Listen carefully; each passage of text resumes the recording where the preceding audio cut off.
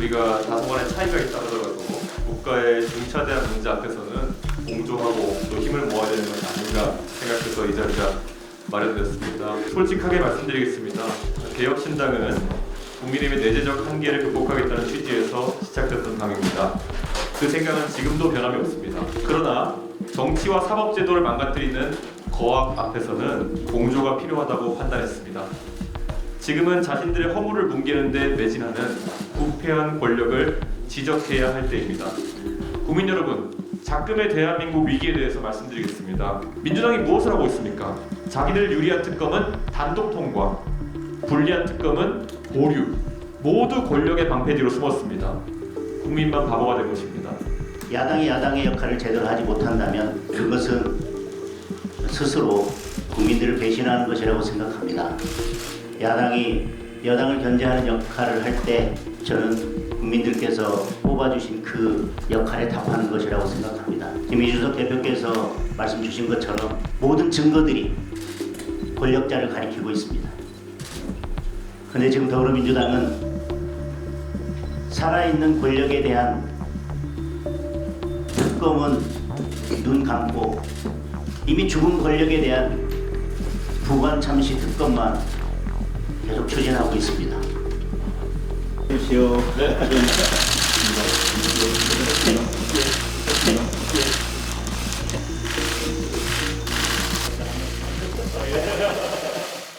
우리가 다소간의 차이가 있다 하더라도 국가의 중차대한 문제 앞에서는 공존하고 또 힘을 모아야 되는 것이 아닌가 생각해서 이 자리가 마련됐습니다. 제 제안에 대해서 바로 화답해 주신 장동원 대표께 감사의 말씀을 드리겠습니다. 솔직하게 말씀드리겠습니다. 개혁신당은 국민의힘의 내재적 한계를 극복하겠다는 취지에서 시작됐던 당입니다. 그 생각은 지금도 변함이 없습니다. 그러나 정치와 사법제도를 망가뜨리는 거악 앞에서는 공조가 필요하다고 판단했습니다. 지금은 자신들의 허물을 뭉개는 데 매진하는 부패한 권력을 지적해야 할 때입니다. 안타깝게도 오늘 이 자리에 조국혁신당을 함께하지 못했습니다. 국민들께서 지난 총선에서 조국혁신당에 표를 주신 이유가 무엇이었겠습니까? 부패한 권력에 맞서 싸우라고 주신 건 아니었겠습니까? 기득권의 비리를 척결하라고 주신 건 아니었겠습니까? 그 부패한 권력이 빨간 정부인지 파란 정부인지 가려서 편파적 대응을 하라고 표를 준 국민이 있겠습니까? 그런데 지금 1억 원짜리 공천거래 녹취록이 있습니다. 5,579억이 증발한 계좌가 있습니다.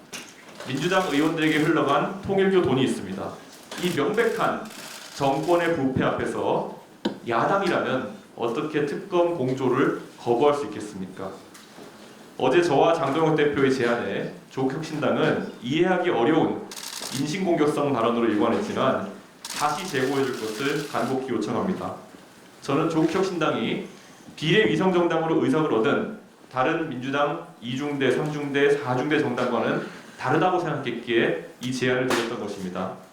그런데 결국 다르지 않다면 저는 그리고 국민들은 크게 실망하게 될 것입니다. 이대로 간다면 조국혁신당은 민주당의 종속정당이 될 수밖에 없습니다. 국민 여러분, 작금의 대한민국 위기에 대해서 말씀드리겠습니다. 첫째, 대장동입니다.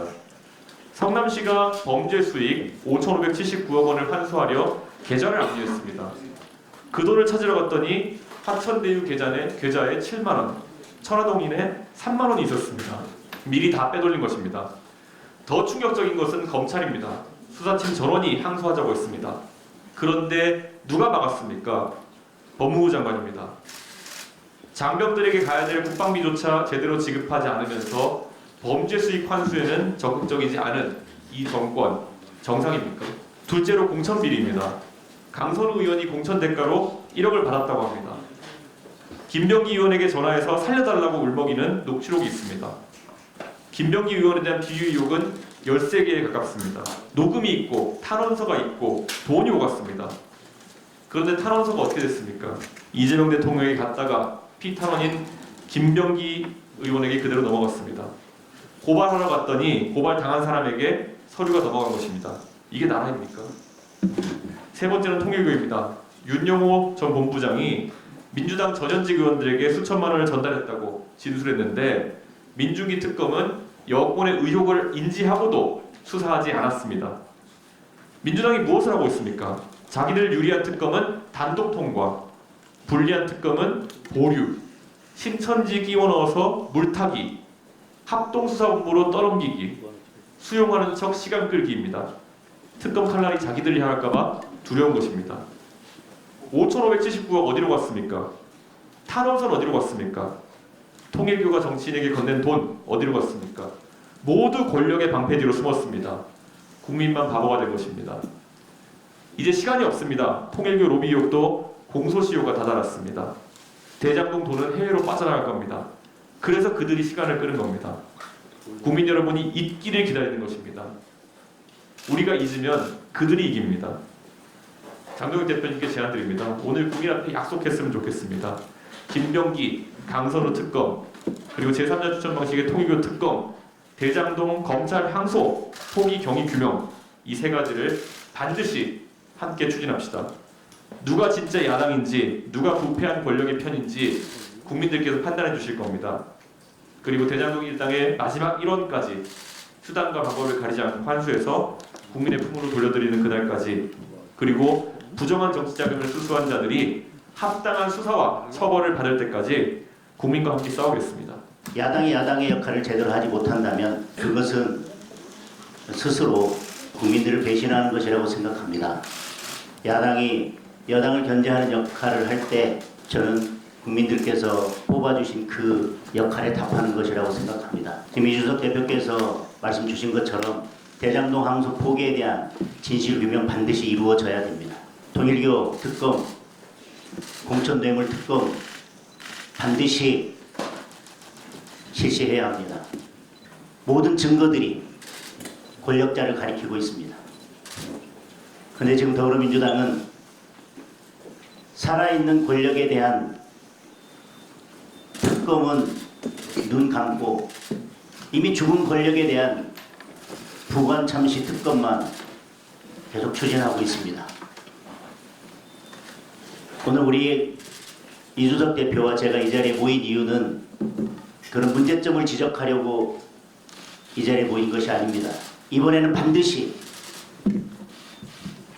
대장동 항소 포기, 통일교 특검,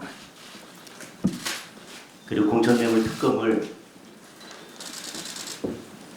반드시 이뤄내야 됩니다.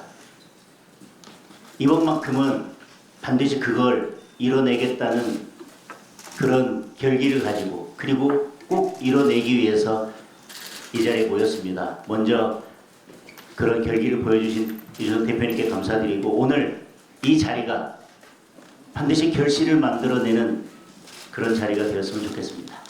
이상입니다.